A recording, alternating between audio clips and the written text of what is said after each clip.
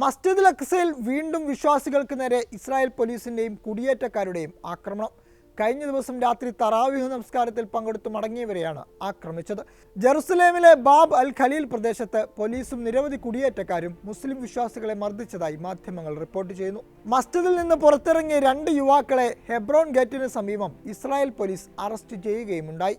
കൂടാതെ മസ്ജിദിൽ നമസ്കാരത്തിനെത്തിയ നിരവധി ഫലസ്തീനി യുവാക്കളെ സൈന്യം ബലം പ്രയോഗിച്ച് പുറത്താക്കുകയും ചെയ്തു. 55 വയസ്സിന് താഴെയുള്ള ഫലസ്തീൻ പുരുഷന്മാരെയും 50 വയസ്സിന് താഴെയുള്ള സ്ത്രീകളെയും പ്രാർത്ഥന നടത്തുന്നതിന് ജെറുസലേമിൽ പ്രവേശിക്കുന്നത് ഇസ്രായേൽ അധികൃതർ തടഞ്ഞിട്ടുണ്ട്. കൂടാതെ നമസ്കാരത്തിന് വരുന്നവർ ഇസ്രായേൽ അധിനിവേശ സൈന്യത്തിൽ നിന്ന് സുരക്ഷാ പെർമിറ്റ് വാങ്ങേണ്ടതുണ്ട്. ജെറുസലേമിലെ പഴയ നഗരത്തിലും അൽ അഖ്സ മസ്ജിദിലും 6 മാസമായി കടുത്ത ഉപരോധമാണ്.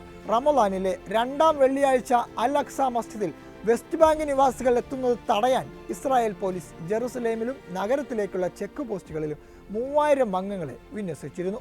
റമളാനിൽ ഗസയിൽ ഉടനടി വെടിനിർത്തലിന് UN സുരക്ഷാ കൗൺസിൽ വോട്ട് ചെയ്ത് മണിക്കൂറുകൾക്ക് ശേഷമാണ് വിശ്വാസികൾക്ക് നേരെ ആക്രമണമുണ്ടാകുന്നത്. ഇസ്രായേലിന് അന്താരാഷ്ട്ര തലത്തിൽ തിരിച്ചടി നേരിടുമ്പോഴെല്ലാം ഇത്തരത്തിൽ ആക്രമണം പതിവാണെന്ന് മാധ്യമങ്ങൾ റിപ്പോർട്ട് ചെയ്യുന്നു. റമളാൻ വ്രതാരംഭത്തോടെയാണ് മസ്ജിദുൽ അഖ്സയിൽ കടുത്ത നിയന്ത്രണങ്ങളുമായി ഇസ്രായേൽ രംഗത്തെത്തിയത്. പള്ളിയിൽ യുവാക്കൾക്ക് രാത്രികാല നമസ്കാരത്തിന് വിലക്കേർപ്പെടുത്തിയ ഇസ്രായേൽ പള്ളിയുടെ പരിസരത്ത് കൂടുതൽ പോലീസുകാരെ വിന്യസിക്കുകയും ചെയ്തിരുന്നു.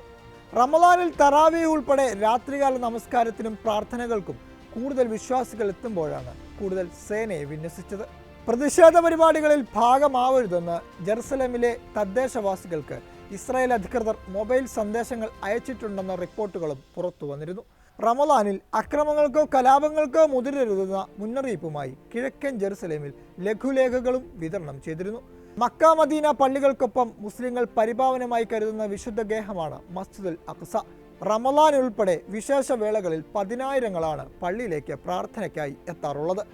അഖ്സയിൽ ആരാധകരെ നിയന്ത്രിക്കുന്നത് ഇസ്രായേലിന് ഗുരുതര പ്രത്യാഘാതങ്ങൾ സൃഷ്ടിക്കുമെന്ന് ഇസ്രായേൽ രഹസ്യാന്വേഷണ വിഭാഗം മുന്നറിയിപ്പ് നൽകിയിരുന്നു. ഒക്ടോബർ 7-ന് ഇസ്രായേലിന് നേരെ നടത്തിയ മിന്നലാക്രമണത്തിന്റെ കാരണം അൽ അഖ്സയ്ക്ക് നേരെയുള്ള അധിനിവേശമാണെന്ന് ഹമാസ് അറിയിച്ചിരുന്നു. മിന്നലാക്രമണത്തിന് പിന്നാലെ ഇസ്രായേലിനെതിരെ രൂക്ഷ പ്രതികരണവുമായി ഹമാസ് തലവൻ ഇസ്മായിൽ ഹനിയ രംഗത്തെത്തിയിരുന്നു. അൽ അഖ്സ മസ്ജിദിന്റെ കാര്യത്തിൽ തീ കൊണ്ട് കളിക്കരുതെന്ന് ഇസ്രായേലിന് പലതവണ മുന്നറിയിപ്പ് നൽകിയെങ്കിലും അവർ ചെവികൊണ്ടില്ലെന്നാണ് ഹനിയ പ്രതികരിച്ചത്.